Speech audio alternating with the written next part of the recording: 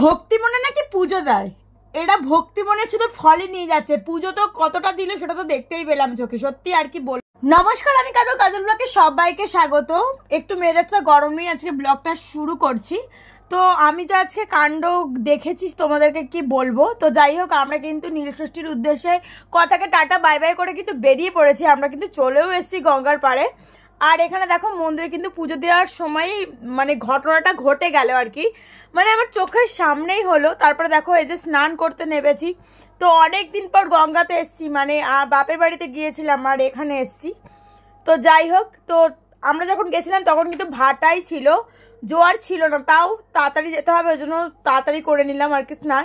এবার দেখো এখানে পুজো দিতে গিয়ে যা হলো, মানে আমাদের আগে যারা পুজো দিচ্ছিল তাদের মধ্যে একজন দুজন ছিল, মানে তাদের পুজোটা সবে শেষ হয়েছে ব্যাস, আর ফল কোড়াতে আরম্ভ করে দিয়েছে। মানে যত ফল ছিল সবই নিয়ে গেছিল।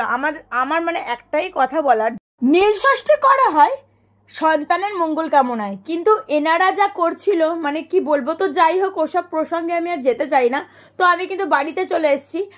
মা কিন্তু এখানে পুজো করছিল। আমাদের ভোলে বাবাকে দেখো কি সুন্দর করে সাজানো হয়েছে, আর আমাদের মন্দিরটাও এত ভালো লাগছিল, খুব দারুণ লাগছিল। অনেকক্ষণ ধরে না মায়ের পুজোটা দেখছি। তো যাই হোক, তোমাদের নীলষষ্ঠী কেমন গেল সেটা অবশ্যই কমেন্ট করে বলবে। কেমন লাগলো ভিডিওটা অবশ্যই বলবে। টাটা সবাইকে, দেখা হচ্ছে নেক্সট একটি ভিডিওর সঙ্গে।